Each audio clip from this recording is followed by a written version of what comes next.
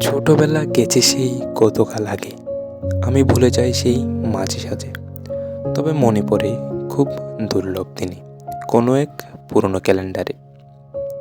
তিনি আমাকে মনে করিয়ে দেন, ফেলে এলাম এক যুগেরও বেশি সময়, শৈশবটাকে কত অবহেলা আর ভর্ৎসনা দিয়ে। স্মৃতিকাতরতা বলতে ওই একটাই ক্যালেন্ডার। তিনি কষে কষে হিসেব রাখতেন তার অবহেলা, তবু তিনি বুঝতে দেননি কখনোই।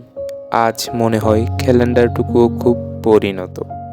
আমাকে বলে সাল পাল্টেছে, ধুলো জমেছে আমাতে, তবু আমি আগের ক্যালেন্ডার।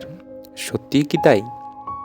সেই ক্যালেন্ডারের মনে পড়ে আমাকে খুব, কখনো তার ছাদের কোনায়, কিংবা মাঝে রাত্রিরে, মাঝে সাঝে কখনো বা মনে করিয়ে দেই আমি নিজে।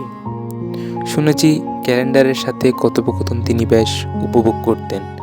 আজকে আমি ক্যালেন্ডারের কাছে অসহায় বালক। তিনি শুধু বলেন, আমি কেবল শুনি।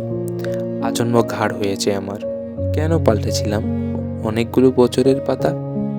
তিনি আমায় এর আগে বললেন, ধুলোগুলো পরিষ্কার করেননি, তাই আমি আজ ক্যালেন্ডারটা পরিষ্কার করার ক্ষুদ্র প্রচেষ্টা চালালাম, তার সাথে আবার কথোপকথন শুরু করার মধ্য দিয়ে।